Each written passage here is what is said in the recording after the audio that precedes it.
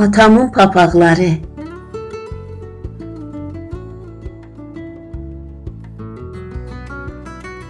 Atamın 5 papağı vardı.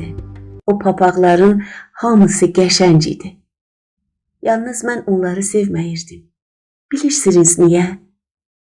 Buna görə ki, atam evdən olanda papaq qoymayırdı. Mənimlə oynayırdı, deyib gülürdük.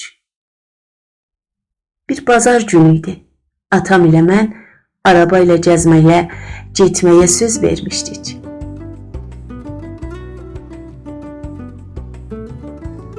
Atamın arabasının səsini eşitdim, qapıya çıxdım.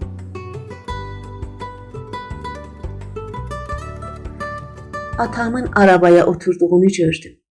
Mən də oturmaq istədim. Amma atam dedi, işim var, səni özümlə apara bilmərəm, evə qayıt. Ondaydı ki, atamın papağını gördüm. Sinirlərim pozuldu. Ağlaya-ağlaya evə döndüm. Hardasa özümü ələ aldım. Birdən atamın papaqlarını düşündüm. Düşünüb bu araya gəldim ki, atamın papaq qoyub qaş-qabaq sallayanda necə olduğunu ona göstərəm.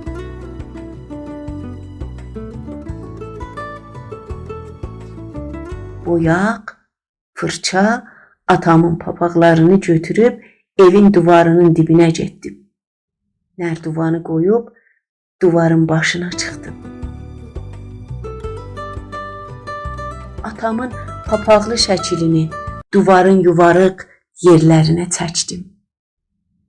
Atam gecə evə qaydanda mənim çəkidlərimi və özünün papaqlarını görmüşdü. Mən oynamaqdaydım ki, gördüm atam papağını başından götürüb məni öpməyə gəlir.